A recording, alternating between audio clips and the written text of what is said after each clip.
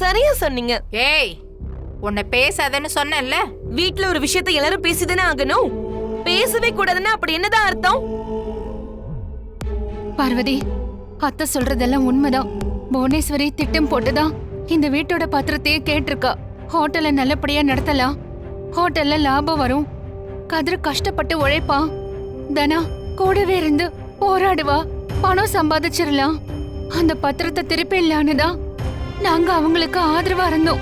Hotel அதே மாதிரி லாபமா போக ஆரம்பிச்சுது. எங்க கதிர் சம்பாதிச்சிருவானோன்னு சொல்லி இந்த புவனேஸ்வரி கொடுத்த தொலைகள்லாம் எக்கச்சக்கம். அதெல்லாம் இங்க சொல்ல முடியாது. சொன்னா நீங்க அதிர்ச்சி ஆயிடுவீங்க. கதிரோட இந்த நிலைமைக்கும் வீடு இன்னைக்கு இப்ப இருக்கிற சூழ்நிலைக்கு காரணம் அந்த புவனேஸ்வரிக்கு நம்ம குடும்பத்து மேல இருக்கிற வெறுப்பு தான். காரணம் காரியம் எல்லாமே சரியா தான் இருக்கு. இப்ப என்ன பண்ண போறீங்க? நீங்களா கொண்டு போய் அடமானம் வச்சீங்க, அதுக்கு பொறுப்பு நான் கிடையாது. என்ன சார் இப்படி எல்லாம் பேசுறீங்க? ஒரு மனுஷனால எப்படி நன்றி இல்லாம பேச முடியும்? நம்புன எல்லாமே பொய்யா இருக்கு. பாருங்க சார், தயவு செஞ்சு உங்க முடிவை மாத்திக்கங்க. எப்படியாவது எங்களை காப்பாத்துங்க சார். இது யோசிச்சு எடுத்த முடிவு, இதை என்னால மாத்திக்க முடியாது. இனிமே புத்திசாலித்தனமா என்ன பண்றதுன்னு யோசி. என்ன ஆள விட்டுரு, நான் வரேன். சார் சார் சார்,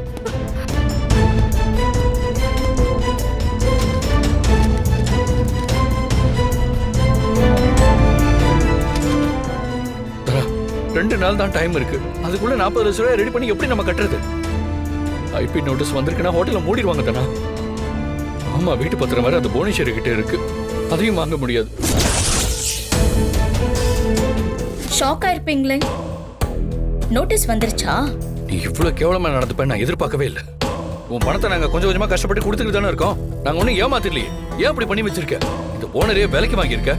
30-40 குடும்பம் இருக்கு. இந்த ஹோட்டல மூடிட்டா அவங்க எல்லாம் என்ன பண்ணுவாங்க? ஏய், இது எனக்கும் ரகுராம் குடும்பத்துக்கும் இருக்கிற பகை. ரகுராம் குடும்பத்தை பழி வாங்க நான் எந்த எல்லைக்கும் போவேன். உன்கிட்ட நான் பல தடவை சொல்லிருக்கேன். உனக்கு கிடைச்ச நேரத்தை பயன்படுத்தி நீ புத்திசாலித்தனமா உங்க வீட்டு பத்திரத்தை வாங்கி இருக்கணும். ஹோட்டலுக்கும் எனக்கும் சம்பந்தம் இல்லைன்னு ஆக்கி இருக்கணும். நீ முன்னேறாம நான் தடுத்துக்கிட்டே இருந்தேன். ஆனா நீ முன்னேறிக்கிட்டே இருக்க. உன்கிட்ட தோக்கணுமா?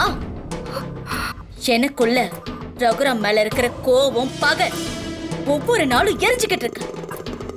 அது என்ன அழிக்கிறதுக்குள்ள நான் ரகுராம் குடும்பத்தை அழிக்கணும். ஏய்,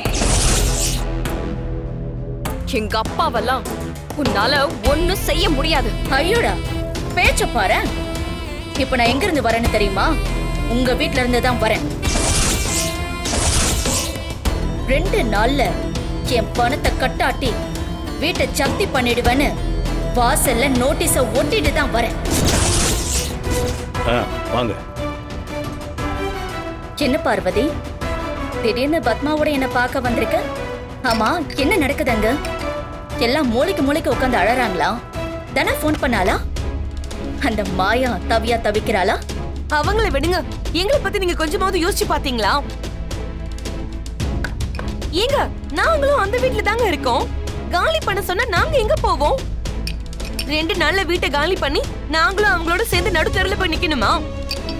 எங்களை பத்தி நீங்க கொஞ்சமாவது யோசிச்சீங்களா? உங்களை நம்பி தானே நாங்க இருந்தோம். என்னை பத்தி நீங்க என்ன நினைச்சுக்கிட்டு இருக்கீங்க? நீங்களும் நானும் வேற வேற ஆளுங்க இல்ல. நாம எல்லாரும் ஒண்ணுக்குள்ள ஒண்ணுதான். எனக்கு அந்த ரகுராம், அவர் பொண்டாட்டி மாயா, இவங்களதான் அந்த வீட்டை விட்டு விரட்டணும்னு ஆசை. மத்தபடி எனக்கு தனிப்பட்ட ஆசைலாம் ஒன்னும் இல்லை. சில நல்ல விஷயங்கள்லாம் சொல்லாம செய்யறேனோ, அந்த வீடு என் பேருக்கு வந்ததுக்கு அப்புறம் அத உங்க பேருக்கு எழுதி வச்சணும்னு தான் என்னுடைய ஆசை. என்னன்னு? ஆமா ஆமா, அதத்தான் தங்கச்சி சொல்லிட்டு இருந்துச்சு. நீங்க சொல்றது நிஜம்தானே? ஏன் நம்பிக்கை இல்லையா? ஐயோ, நம்பிக்கை இல்லாமலாம் இல்ல. இது ரொம்ப பெரிய விஷயம். இத செய்யறதுக்கு ரொம்ப பெரிய மனசு வேணும்ல. அதுதான் புவனா.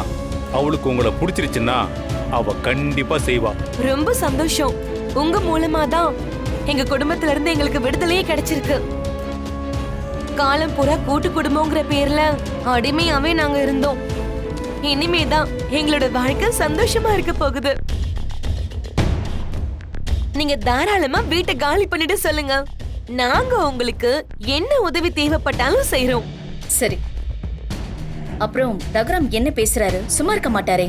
அந்த மாயாவும் சும்மா இருக்க மாட்டான். எப்படியாவது எனக்கு குடைச்சல் கொடுக்கணும்னு தானே நினைப்பாங்க. ஆமா ஆமா, அவங்க 2 பேரையும் சாதாரணமா எடை போட்டுறாதீங்க. அவ்வளவு சீக்கிரத்துல 2 பேரும் விட்டே கொடுத்துட மாட்டாங்க. என் தங்கச்சி மட்டும் என்ன விட்டு கொடுத்துருவாளா என்ன? போனாவை பத்தி நீங்க என்ன நினைக்கிறீங்க? அந்த ரகுராம் பெரிய ஆளுன்னா ரகுராமை விட 10 மடங்கு என் தங்கச்சி பெரிய ஆளு.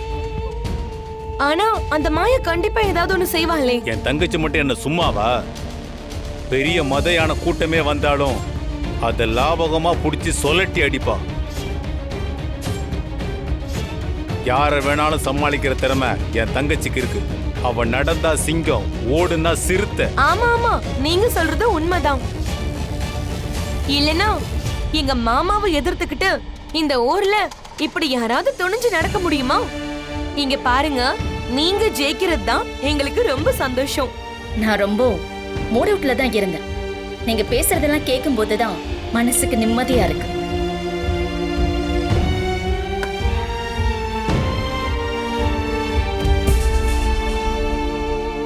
மேடம், நீங்க சொன்ன மாதிரி எல்லாம் வாங்கிட்டு வந்துட்டேன். சரி வாசு. சரிங்க, நாங்க கிளம்புறோம். இருங்க, சாப்பிட்டுட்டு போலாம். இல்ல இல்ல பரவாயில்ல, நம்ம வீடு தானே, நாங்க எப்ப வேணாலும் வந்து சாப்பிட்டுக்கிறோம். ஆமா, எப்படி வந்தீங்க? ஆட்டோல தான் வந்தோம். உங்களை கார்ல கொண்டு போய் விட சொல்லட்டுமா? வாசு. ஐயோ வேண்டாம் வேண்டாம் வேண்டாம். உங்க கார்ல நாங்க அங்க போய் இறங்குனா சரியா இருக்காது. நாங்க அப்படியே ஆட்டோ பிடிச்சே போறோம். வரங்க. வரேங்க.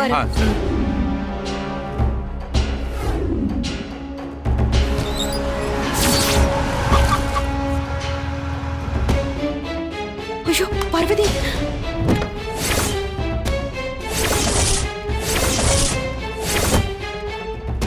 சரி சரி, வா உள்ள போலாம்.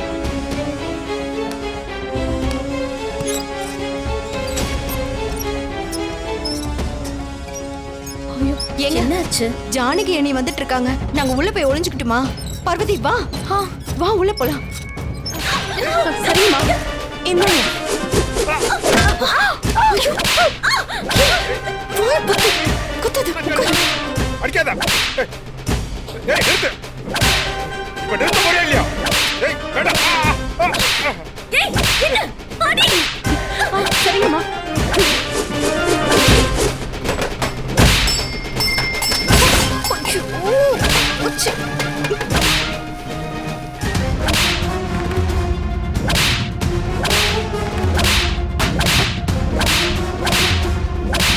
ஏய் என்ன பண்ற?